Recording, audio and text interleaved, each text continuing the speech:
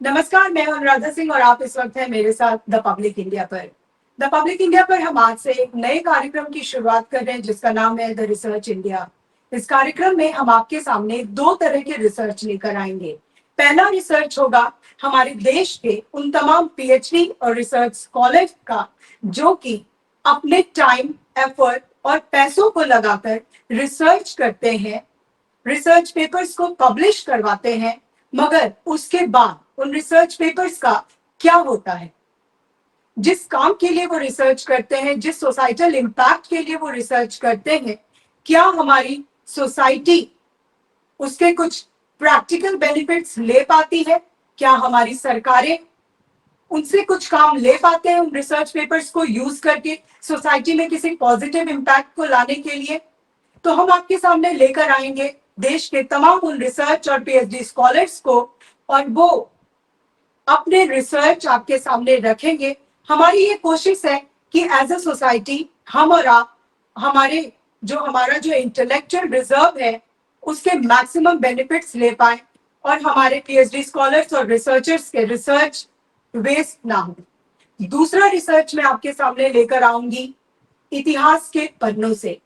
आज के वक्त में जहां निर्भीक और स्वतंत्र आवाजों को दबाने की कोशिश की जा रही है, डिजिटल युग में तथ्यों को तोड़ मरोड़ कर नए नैरेटिव्स गढ़ने के लिए परोसा जा रहा है, ऐसे में बहुत जरूरी हो चला है कि हम आपके सामने इतिहास के पन्नों से उन लेखकों, पत्रकारों, निर्भीक और निडर आवाजों के संस्मरण, उनकी बातें सामने लेकर आए ताकि आपको सच और झूठ का पता हो। और इसी कड़ी में आज हम शुरुआत कर रहे हैं एक ऐसी निर्भीक आवाज से जिनके बारे में ये कहा जाता है कि वो एक पार्टी विशेष और उस पार्टी के एक व्यक्ति विशेष के मुखर आलोचक रहे हैं। मैं जिन व्यक्ति विशेष की बात कर रही हूं वो हमारे देश ही नहीं बल्कि संपूर्ण विश्व में एडमिरेबल है। लोग इज्जत की निगाहों से उन्हें देखते हैं। मैं बात कर रही हूं हमारे देश के नामचीन एस्ट्रो साइंटिस्ट के.एन. राव की। और जिस पार्टी विशेष की मैं बात कर रही हूं वो है कांग्रेस। और जिन व्यक्ति विशेष की मैं बात कर रही हूं जिनके के.एन. राव जी मुखर आलोचक रहे हैं वो है हमारे देश के पहले प्रधानमंत्री जवाहरलाल नेहरू जी। तो शुरुआत करते हैं। मैं आपको थोड़ा पीछे ले जाती हूँ। सन 1947 14 अगस्त का वो दिन, इनफैक्ट उस रात की बात करते हैं, रात के 12 बजे। वो रात अपनी पूरी कालिमा पर थी, मगर वो रात हमारे देश के लिए सबसे रोशन एवं सबसे भाग्यशाली रात साबित हुई। उस रात के बारे में आप तमाम किताबें जब पढ़ेंगे, मैंने जो रिसर्च किया, फ्रीडम एट मिडनाइट जो डोमिनिक लपायर की पुस्तक है, उसको पढ़ा।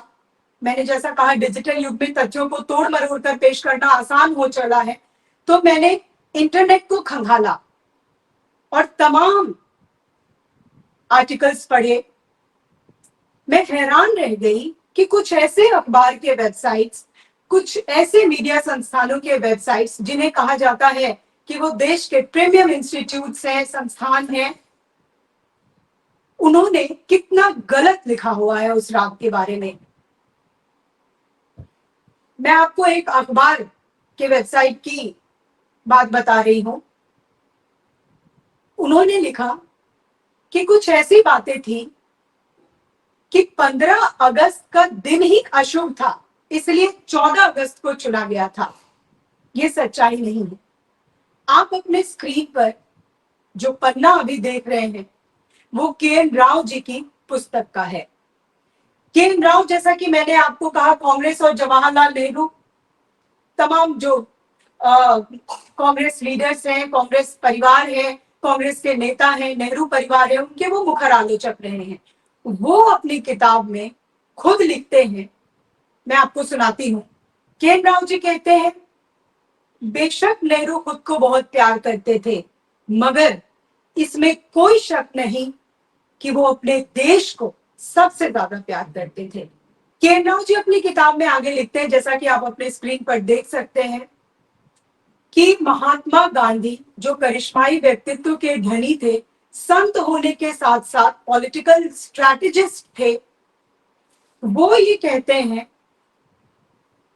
कि महात्मा गांधी ने हमारे देश की मिट्टी से दो ऐसे चरित्रों को मैन्युफैक्चर किया, उनका निर्माण किया, जो इतिहास के पिछले 500 सालों में ऐसा मिरेकल कभी नहीं देखने को मिला। उनमें से एक है जवाहरलाल नेहरू, बहुत ही सॉफ्ट, बहुत ही सौम्य मगर दैदीप्यमान, और दूसरे सरदार वल्लभ भाई पटेल, बहुत ही टफ और लौह तत्वों से युक्त।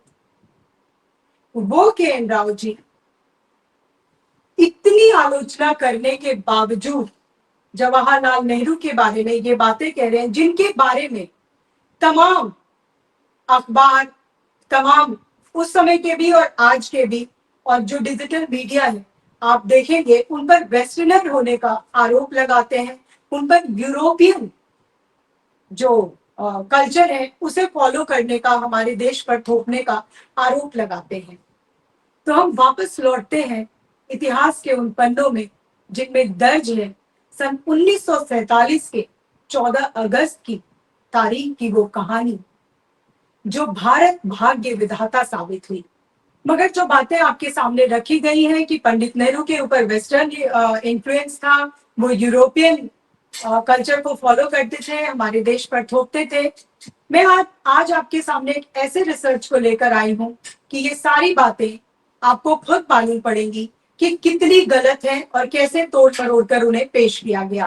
वापस चलते हैं इतिहास के पन्नों में, और सन 1947 की वो रात, या कहें 14 अगस्त सन 1947 का वो दिन, जब हमारे देश के प्रधानमंत्री पर बहुत ज्यादा प्रेशर था, जो कि अंग्रेजों की तरफ से था। माउंटबेटन और उनकी टीम बैठी हुई थी, नेहरू जी को प्रेशराइज कर रही थी कि हम इंडिया और पाकिस्तान दोनों को एक साथ, एक ही दिन, एक ही समय स्वतंत्र करेंगे। पंडित नेहरू जी इस बात से सहमत नहीं थे, क्योंकि उनके ऊपर हमारे देश की, हमारे भारत की जो एक घाटी है, धरोहर है, एस्ट्रोलॉजी, ज्योतिष, वो तमाम ज्योतिष जो उस वक्त के थे, वो ये बात कह रहे थे कि 14 अगस्त का दिन भारत की आजादी के लिए बिल्कुल सही नहीं है, यह मिसफॉर्चुनेट साबित होगा। जवाहरलाल नेहरू जी पशुपेश में थे, उन्हें कुछ समझ नहीं आ रहा था, क्योंकि वो हमारे ज्योतिषों की बात को नजरअंदाज नहीं करना चाह रहे थे। वो नहीं चाह रहे थे कि किसी के सेंटिमेंट्स हर्ट हो, और वो चाह रहे थे कि हमारे भारत के लिए बिल्कुल सही चीज हो। उन्होंने बहुत सोच विचार के बाद एक, जिसे आप कह सकते हैं, इंटरेस्टिंग काम किया।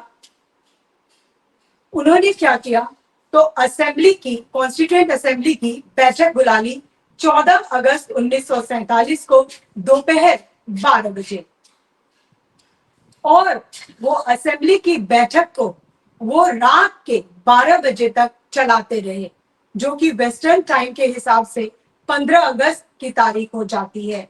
आप कहेंगे ऐसा क्यों? वो इसलिए क्योंकि हमारे एस्ट्रोलॉजर्स ने कहा था कि माफ कीजिएगा, 15 तारीख जो है वो हमारे देश के लिए सबसे ज्यादा शुभ है। उस वक्त ग्रह नक्षत्रों का कुछ ऐसा योग बन रहा था कि एक किंगडम, यानी कि साम्राज्य की स्थापना के लिए वो सबसे बेस्ट था। के राव जी अपनी किताब में लिखते हैं, जैसा कि आप अपने स्क्रीन पर देख पा रहे होंगे, कि उस वक्त शनि पुष्य नक्षत्र में थे, जिसे कि सबसे उपयुक्त मानते हैं ज्योतिष किंगडम के स्थापना के लिए, साम्राज्य की स्थापना के लिए। और पॉलिटिकल, वो खुद कहते हैं कि पॉलिटिकल इवेंट्स जो होते हैं उनके प्रेडिक्शंस के लिए, उनको सही करने के लिए अगर कोई मुहूर्त नहीं मिल रहा हो, तो जब दिन रात में प्रवेश करने वाला हो और रात दिन में प्रवेश करने वाली हो, यानी कि ठीक दोपहर 12 बजे का समय और मध्य रात्रि 12 बजे का समय वो सबसे उपयुक्त माना जाता है। पंडित नेहरू जी ने अपने सूझबूझ का प्रयोग करते हुए कॉन्स्टिट्यूएंट असेंबली की उस बैठक को रात 12 बजे तक लेकर गए और उसके बाद फिर वो जो दिन था, वो जो तारीख थी, वो जो काली रात ब्रिटिशर्स हमारे ऊपर थोपना चाह रहे थे, कुछ और भी उनके हिडन एजेंडे थे, वो हमारे लिए सबसे रोशन एवं सबसे भाग्यशाली रात साबित हुई। मैं इन तथ्यों को आपके सामने इसलिए रख रही हूँ, ये रिसर्च इसलिए सामने लेकर आई हूँ कि इसमें जो कुछ भी है ये मैं नहीं कह रही हूँ, स्क्रीन पर के.एन. राव जी की पुस्तक के जो अंश आपने देखे उसमें आप देख सकते हैं कि ये साफ साफ उनकी लेखनी है। जबकि तमाम आप जब पढ़ेंगे, डिजिटल मीडिया इंटरनेट को खंगालेंगे तो आपको कुछ और ही बातें मिलेंगी। हमारी ये कोशिश आपको कैसी लगी आप हमें जरूर बताइएगा। अगले एपिसोड में हम मिलेंगे किसी और रिसर्च के साथ। तब तक के लिए नमस्कार।